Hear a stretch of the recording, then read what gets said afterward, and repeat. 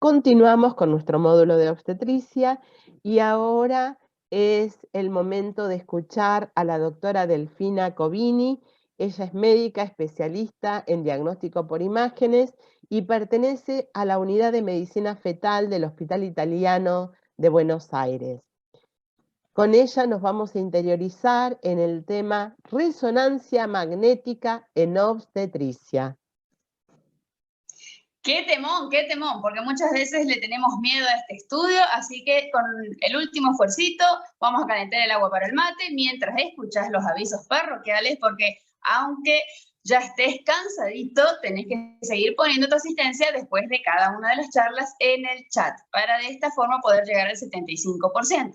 Nuevamente agradecemos a Laboratorios Elea que nos acompaña, y quién no ha quedado con alguna pacientita con incontinencia urinaria después de un tiempo en el cual necesita medicación. Si esa es la situación de tu paciente, no te olvides que Elea nos proporciona Darisec. Darisec es darifenacina de 7,5 y de 15 miligramos. La de 7,5 en comprimidos recubiertos de liberación prolongada por 15 y por 30. Y la de 15 miligramos en comprimidos recubiertos de liberación prolongada por 30. Así que si la incontinencia urinaria se llama, recordá Darisec siempre a tu alcance.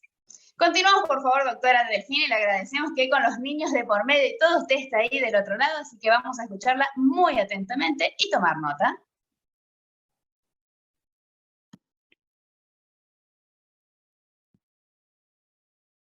Bienvenidos al curso de actualización en ginecología y obstetricia. Mi nombre es Delfina Covini, soy médica especialista en diagnóstico por imágenes y me desempeño en la unidad de medicina fetal del Hospital Italiano de Buenos Aires, haciendo tanto ecografía obstétrica como resonancia magnética. A continuación vamos a hablar entonces de resonancia magnética prenatal de la cabeza a los pies.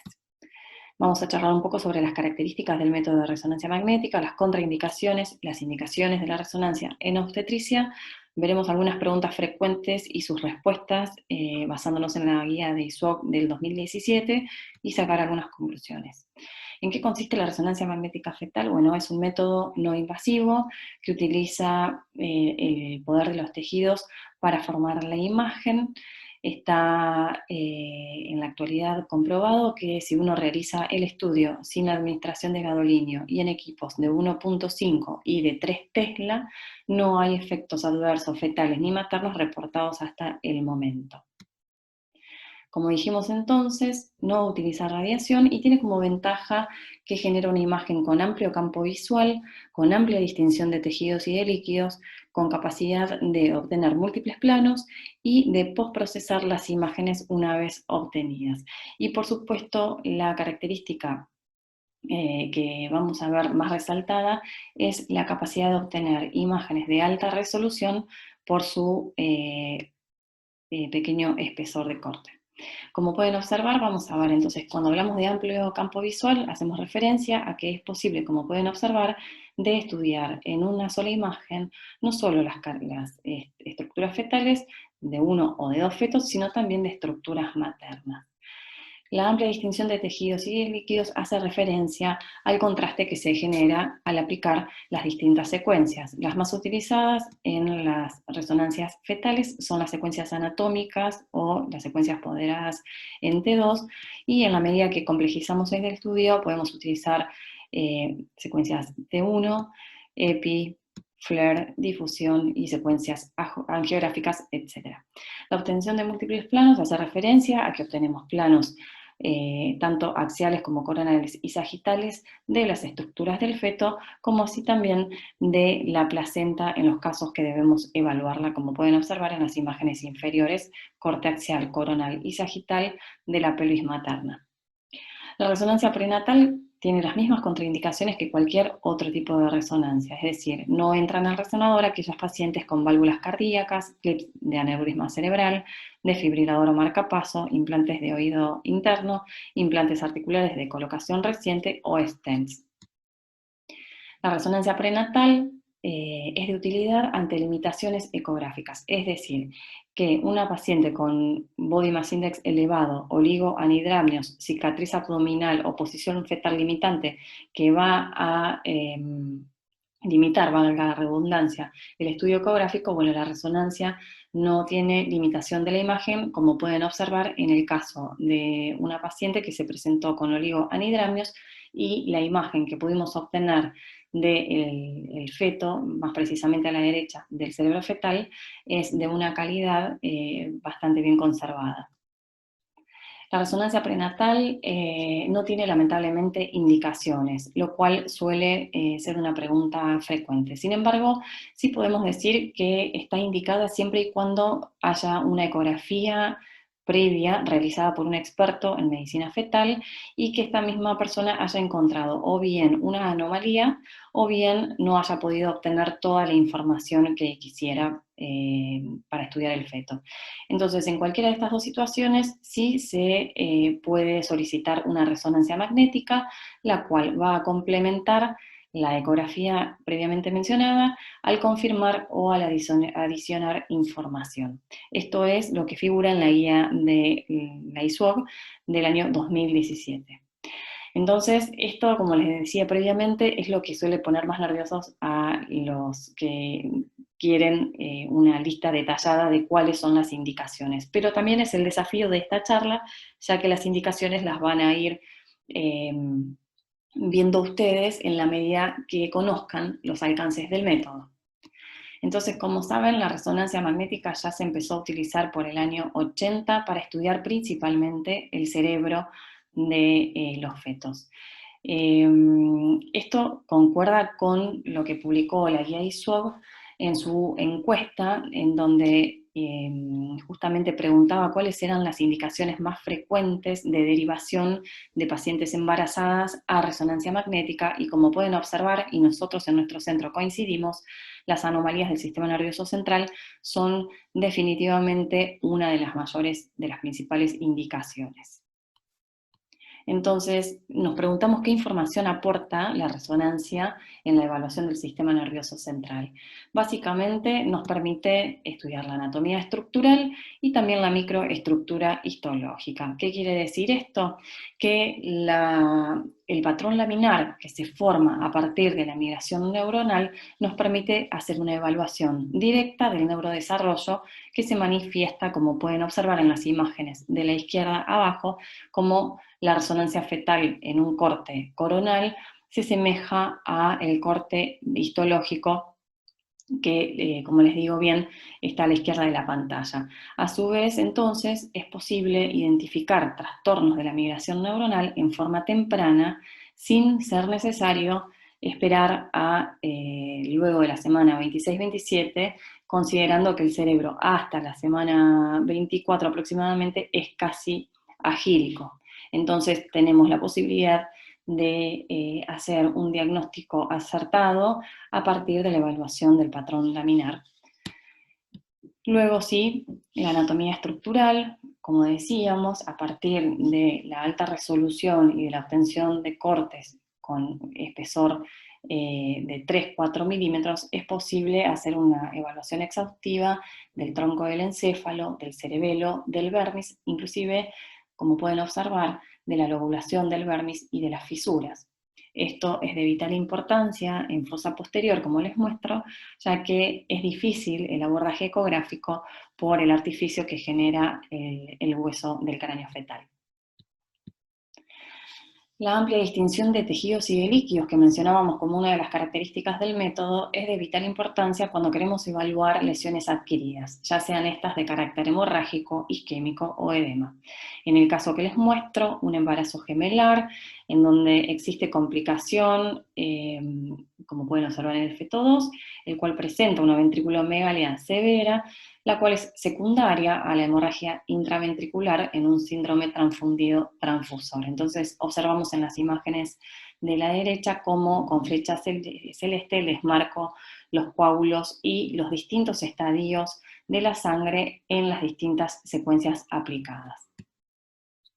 La importancia de de poder acceder a la evaluación de lesiones adquiridas es imprescindible, ya sea para detectarlas o bien para descartarlas, como fue el caso de esta paciente con una malformación de la vena de Galeno, y como pueden observar en la resonancia prenatal, que son las imágenes superiores, solamente hacemos referencia, como les señalo con flecha amarilla, de la malformación vascular sin evidencia de lo que luego sí se observa en el periodo postnatal de una complicación isquémica, señalado con flecha celeste. Es decir, que se pudo asesorar a la paciente en la etapa prenatal como la presencia sí de la malformación vascular sin evidencia de otras complicaciones que luego sí se evidenciaron en la etapa postnatal a partir de este estudio que fue realizado por una mala evolución clínica del paciente. ¿Y qué otras estructuras podemos evaluar entonces por resonancia, además del sistema nervioso central? Bueno, podemos evaluar estructuras muy pequeñas debido a que la resonancia nos permite obtener imágenes de alta resolución. Le hace, como pueden ver, de la A hasta la H, paladar duro, hipófisis, conductos semicirculares de los oídos, quiasma óptico, bulbos dentarios, hipófisis, senos paranasales y globos oculares. Muy bien. La resonancia entonces tiene alta resolución y así nos permite delimitar y delinear pequeñas estructuras de la anatomía fetal que son de importancia, por ejemplo, para la evaluación de la cabeza y del cuello fetal. Fíjense, como les señalo, el esófago, la tráquea y los bronquios principales. Entonces podemos en un paciente, como observan en la imagen de la derecha, asesorar respecto no solo de la caracterización tisular del componente del tumor cervical que evidencia esta imagen en un corte sagital, sino también hacer una evaluación exhaustiva de la real extensión del tumor y de la relación que tiene este tumor con la vía aérea y el compromiso de la misma, y evaluar así con el equipo multidisciplinario la necesidad de éxito. Entonces, evaluamos a través de estas imágenes con amplio campo visual cuál es la relación de la masa tumoral, la hiperextensión cervical, si es que lo genera, la permeabilidad de la vía aérea o el desplazamiento de la misma y el compromiso, a su vez que también nos permite hacer una volumetría pulmonar que, como saben, si la masa, como pueden observar en esta imagen, es muy voluminosa, puede generar compromiso de la expansión y el desarrollo pulmonar, con lo cual hacemos un asesoramiento global y extenso de vital importancia a la hora de asesorar y hacer una planificación quirúrgica dentro del equipo multidisciplinario que ve a las pacientes. Para verlo en un caso concreto, fíjense cómo evaluamos entonces a esta paciente que presentaba un feto con un teratoma cervical extenso, con compromiso de la vía aérea. Entonces se realiza un asesoramiento y una planificación de la realización de un exit que permite un mejor manejo de la vía aérea y una mejor llegada a la instancia de la cirugía con mayor tranquilidad, y fíjense, en este caso fue absolutamente exitoso para el paciente. Las secuencias dinámicas son otra gran opción y ventaja que tiene la resonancia magnética, de especial interés en este paciente, por ejemplo, que fue derivado por ausencia de la cámara gástrica, se sospechaba la atresia esofágica, y el aporte de la resonancia magnética justamente fue que nos permite evaluar la deglución del feto en tiempo real, y como pueden observar, como les señalo, a dicho nivel van a observar cómo el feto al tragar presenta un llenado de lo que se describe pouch esofágico, que como nota de color les cuento que fue descrito este signo y luego arrastrado por los demás autores, pero primeramente descrito en el 83 por el doctor Geremendi, un médico argentino. Fíjense entonces, pasamos al tórax, y la resonancia magnética fetal nos va a aportar información de la morfología, de la volumetría pulmonar, del desarrollo pulmonar y, como vimos, también de la vía aérea. La volumetría pulmonar a partir de la resonancia magnética es súper interesante porque va a contabilizar el volumen pulmonar fetal en los casos de hernia diafragmática, no solo del lugar contralateral a la hernia diafragmática, sino también del lomo lateral, que suele ser bastante difícil de discriminar por vía ecográfica. A su vez también existe la valoración del desarrollo pulmonar subjetivo a partir de la intensidad de señal en secuencias T2, como pueden observar en el gráfico los dos pulmones axiales y su comparación con el líquido cefalorraquídeo del canal medular y cómo se va aclarando en la medida que avanza el embarazo. Fíjense la diferencia en un embarazo temprano, figura A, versus el aumento de intensidad de señal en la figura B. Muy bien. A su vez, utilizamos la resonancia magnética entonces no solo en los casos de hernia diafragmática para hacer el volumen pulmonar fetal total de vital importancia para predecir el outcome del paciente, sino que también lo utilizamos en las malformaciones congénitas de la vía aérea pulmonar. Sea cual sea, es importante que tenemos la posibilidad de colaborar con la caracterización de la lesión a partir de las distintas secuencias. Podemos discriminar entonces mejor los tejidos y asesorar sobre el componente quístico, microquístico, estructuras vasculares, como ven en la segunda imagen en un secuestro en un secuestro pulmonar, o bien la característica del contenido quístico en el caso del quiste broncogénico en la figura del extremo derecho. A su vez, en una misma imagen hacemos una evaluación exhaustiva y global de todo el tórax y podemos dar información acerca del estado de los diafragmas, si están íntegros, si están aplanados o evertidos. Como vimos, asesoramos respecto de la vía aérea, su permeabilidad y la desviación de la tráquea y de los bronquios fuentes. Hablamos también acerca de la desviación o alteración de las estructuras que componen el mediastino, y respecto al pulmón, como vimos, hacemos entonces un asesoramiento sobre el volumen total, sobre el volumen pulmonar y el volumen de las lesiones, y si existe compresión ipsilateral a la lesión o contralateral. Es decir, que vamos a estar evaluando todos los signos de efecto de masa. Respecto a la utilidad de la resonancia magnética para evaluar el cuerpo del feto, observamos que el principal atractivo de la resonancia magnética es que nos permite, a través de las secuencias T1, distinguir si se trata de colon o intestino delgado, lo cual es difícil de asesorar por ecografía debido a que el líquido, ya sea orina o el contenido del colon o intestino delgado, se ve de la misma ecogenicidad. En cambio, sí, en resonancia, al aplicar secuencias T1, fíjense que el meconio actúa como un contraste natural y es posible de este modo asesorar lo que uno quisiera, ¿sí? Es decir, evaluar la morfología del marco colónico, como así también el calibre, y encontrar el punto del cambio de calibre de importancia en los casos de obstrucción intestinal. A su vez, fuera de lo que es colon e intestino delgado, fíjense en las imágenes coronales de la izquierda cómo es posible asesorar acerca de la posición, el tamaño y la estructura del parénquima, tanto del hígado como del vaso, de las glándulas suprarrenales, riñones y del estómago.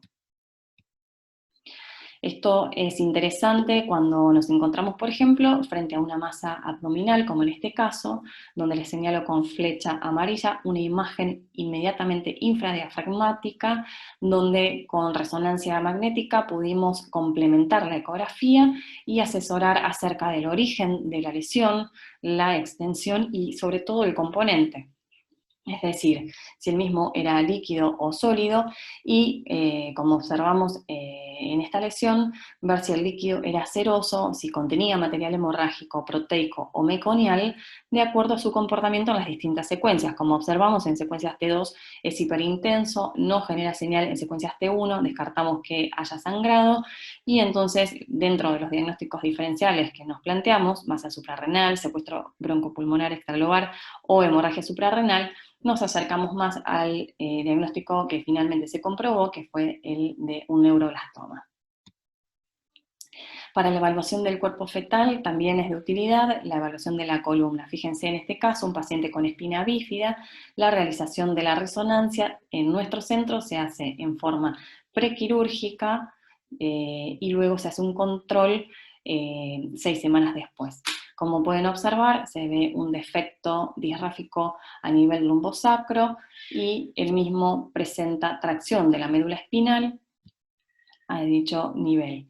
Y como observan, en concordancia al hallazgo de la columna vertebral, vemos que el sistema nervioso central tiene las características típicas de lo que conforma la malformación de Arnold-Chiari tipo 2, con un cerebelo descendido a través del foramen magno, ventriculomegalia y colapso del sistema del líquido subaracnoideo. El espacio subaracnoideo está colapsado justamente por la tracción que genera todo el defecto.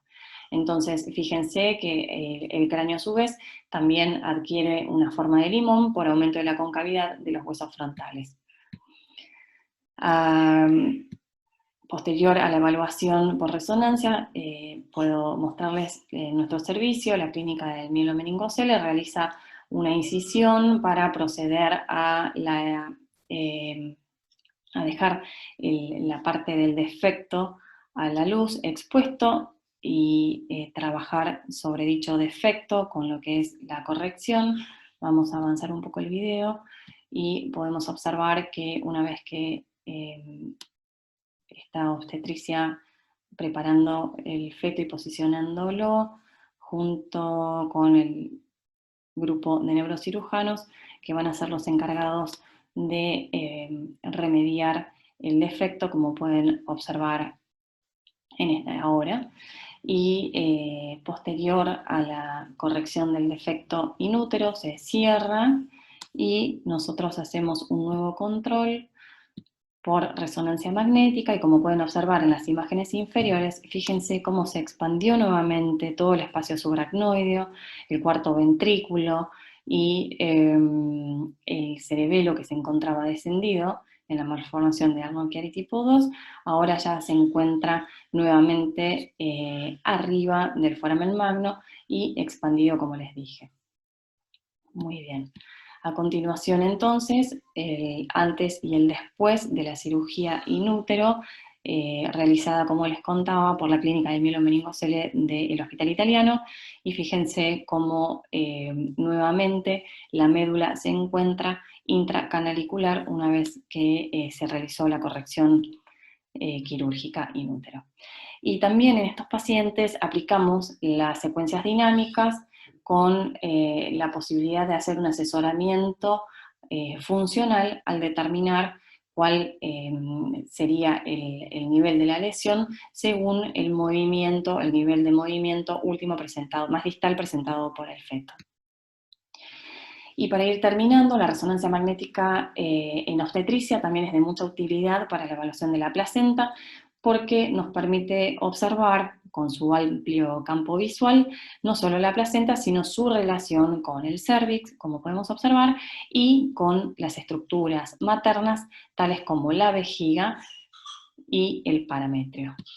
Entonces, la resonancia magnética en el acretismo placentario, como pueden observar acá, ven la comparación de las imágenes por ecografía en las filas A, B en resonancia y su correlación con los cortes de anatomía patológica, cortesía de la doctora Barrio, y como pueden observar, la resonancia nos permite entonces valorar la relación con el cérvix, con la vejiga, con el tabique vésico-uterino en forma de con alta resolución y con fácil caracterización de los signos y hallazgos más típicos del acretismo placentario, que bueno, no vienen a la charla. Entonces, con todo lo que hemos conversado, la resonancia magnética en obstetricia tiene múltiples indicaciones y todo va a depender de la información que nosotros vayamos a querer obtener. Algunas de las preguntas que resolvió ISOG en su guía presentada en el 2017. ¿Cuándo vamos a hacer la resonancia fetal? En realidad no hay una contraindicación en cuanto a la edad gestacional. Sí, se sabe que antes de la semana 18 y hasta la semana 18, la ecografía nos aporta mucha mejor información que lo que nos puede aportar la resonancia. Es decir, que la resonancia la hacemos a partir de la semana 20 por lo menos. ¿Cuándo es óptimo revisar? Entre la semana 26 y la 32. Más allá de la semana 32, al contrario de lo que se creía antes, de que era mejor porque el feto estaba inmovilizado, bueno, ya tratamos de desterrar este concepto y hacer hincapié de que después de la semana 32 la imagen no es tan buena en cuanto a la calidad y la paciente se encuentra con mayor incomodidad para soportar este estudio que dura aproximadamente entre 45 y 1 hora. ¿Y quién debe realizar e interpretar la resonancia magnética fetal? Esta también suele ser una pregunta bastante frecuente y que la ISOG lo respondió perfectamente. Ellos consideran que que quien debe realizar e interpretar la resonancia fetal debe ser un profesional entrenado y con experiencia específica tanto en patología fetal como en resonancia magnética. Esto es debido a que deben seleccionar los protocolos conociendo la patología. Esta persona en cuestión deberá ser parte de un centro de resonancia fetal, de enseñanza de resonancia fetal, que a su vez sea considerado parte de un equipo multidisciplinario con lo que esto conlleva, ¿sí? Es decir, que tenga experiencia institucional en medicina fetal y publicación de trabajos científicos. Hoy esta persona que suena tan difícil, no es tan difícil gracias a los avances que se vieron acelerados luego de la pandemia y con la posibilidad de hacer telemedicina, hoy es posible tener una persona en un lugar físico diferente que sea capaz de programar y estudiar y hacer la resonancia y luego hacerla desde su casa, hacer el informe. Finalmente, es importante que para hacer una resonancia magnética fetal, ISOG nos da este esquema que hace más prolijo el trabajo. Los obstetras, los obstetras o genetistas que indiquen una resonancia magnética deben acercarnos al estudio ecográfico con la sospecha clínica y la edad gestacional calculada a partir de la ecografía del screening de la semana 11-14. Asesorar a la paciente respecto al aporte del método, es decir, justificar y charlar con la paciente acerca de las respuestas que nos puede dar el método, de por qué la estamos solicitando, y de las contraindicaciones de este estudio. A su vez, informarla acerca de la claustrofobia, que puede ser algo que aparezca al momento del estudio y que también se puede valorar la posibilidad de algún sedante. Como prerequisito de resonancia fetal, hacer la indicación, la orden por escrito, aportar la ecografía, no solo el informe, sino las imágenes, y como dijimos, cálculo de la edad gestacional según el screening de la semana 11-14. Dentro de la unidad de medicina de resonancia magnética vamos a descartar las contraindicaciones, a posicionar a la paciente en forma cómoda, vamos a acomodar la bobina y vamos a hacer un protocolo dirigido para la sospecha diagnóstica. Luego de la examinación le vamos a avisar el tiempo de entrega del informe, que suele ser una entrega no tan rápida, y siempre se sugiere hacer una intercomunicación de los hallazgos con el médico tratante. Entonces, ¿la resonancia vino a aplastar y a reemplazar a la ecografía? De ninguna manera. Creo que quien mejor lo describe a este intento de grieta entre los métodos fue un artículo en Radiology, que se lo cito ahí, que refiere que la diferencia en la precisión diagnóstica entre ambos métodos solo refleja la experiencia y el conocimiento del operador e interpretador más que las ventajas técnicas del método en sí. Y finalmente, para ir concluyendo, dejamos algunas ideas sobre esta charla. La resonancia entonces no se asocia a efectos adversos fetales conocidos cuando uno la realiza en equipos de 1.5 a 3 teslas no más, sin la administración de gadolínio. Complementa y no reemplaza la ecografía. Ya está incorporado en las unidades de medicina materno-fetal. Son una herramienta de importancia a la hora del asesoramiento de las pacientes, ya que detecta candidatos a tratamientos prenatales o postnatal inmediato y evita en muchos casos estudios postnatales que requieren movilización de pacientes en estado crítico y la utilización de anestesia. Muchísimas gracias por la atención. Cualquier pregunta, comentario, estoy a disposición.